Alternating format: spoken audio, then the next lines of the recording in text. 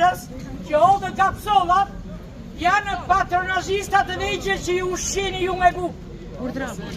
I bëj thirrje bashkisë, të bëj edhe shtetit dhe qeverisë, të bëj emergjencën për këto njerëz që janë në pikë të hallit.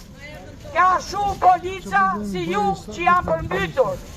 A kuptoni ju që nuk e bën shteti emergjencën arsyeja pse? Sepse s'don të japi lekët këto njerëzve të pafajshëm.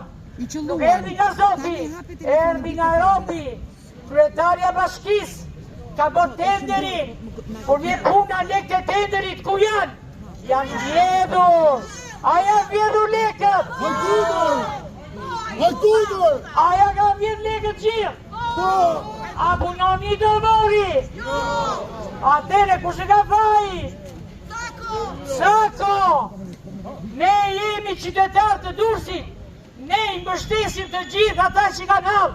Jemi qytetarë, pagujmë taksat, kësaj bashkie, të dalësh në bulevard, gjithë kanalet janë të pastruara.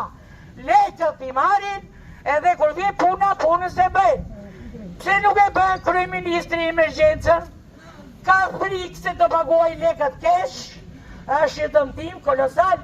Familjet janë pa bukë, pa ujë, pa shtëpi, pa drita. Si ju pëlqej këtyre, tash Sako është në shtëpi, veshi çizma të mëngjes, doli bërit një 3 foto, edhe shkoj ke kalamajt e vet. Ati ngrot. A me do për kalamajt e vet?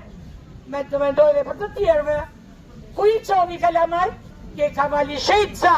E di qa më tha një njeri këtu që kishe 2 fëmijë të vegjël?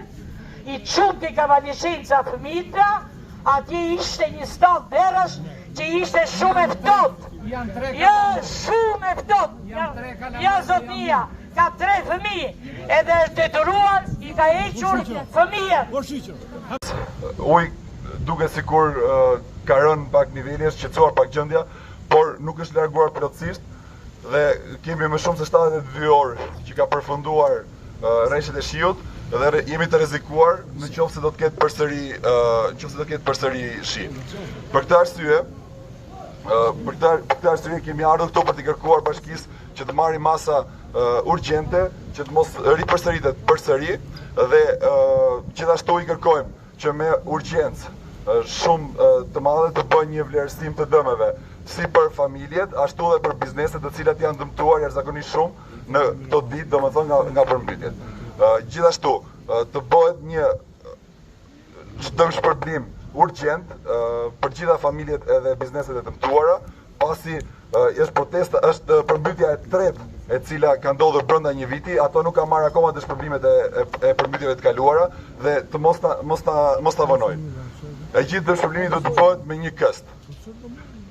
Gjithashtu, i kërkojmë bashkisë që të marrë masa urgjente të tjera për të rregulluar problemet që kanë ndodhur me hidrovorin dhe me kanalizimet.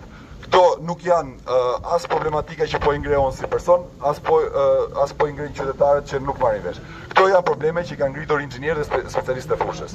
Turi përsëris që problemi kryesor që ka ardhur, e tha dhe inxhinieri Zoti Zhamo, që ka punuar për shumë vite ke bonifikimi i qytetit të Durrësit, e ka shpjeguar shumë qartë.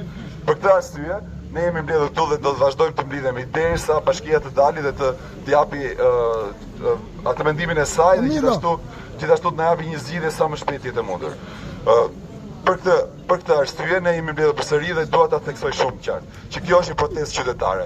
Nuk është një protestë që e kam thirrur unë apo një grup tjetër, e kanë thirrur një grup banorësh. Dhe për këtë arsye banorët që e kanë thirrur të protestë, i ftoj këtu që të vinë edhe të mbajnë fjalën edhe të jenë personat që t'i njohin edhe gjithë tjerë që mos ta. Ju përket qytetarëve. Edhe pse un jam pjesë e juaja, pasi 2 prindrit e mi ndodhen të përmbytur sot në Durrës, pikërisht nga përmbytja. Por fjala realisht ju takon juve. E mora fjalën për t'ju thënë se në vitin 2025 kam bërë një kallëzim në SPAK për përmbytjen e Durrësit.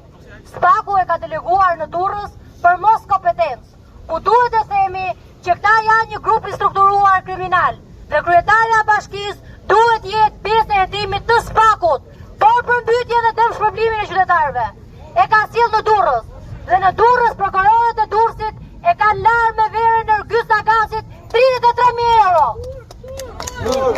Të dashur qytetar, je kam bërë një kallëzim tjetër në SPAK për Emiriana Sakon, për bordin e kullimit dhe për të gjithë përgjegjësit që përmbytet Durrësi her pas here sapo shiu i parë bie në Durrës.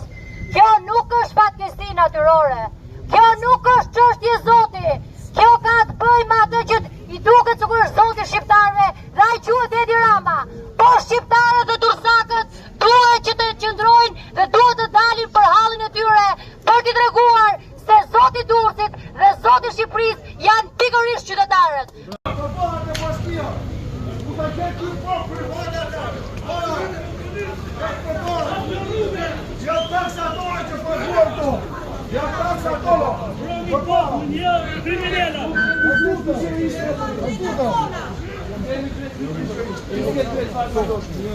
Tu digjërisht kemi presë.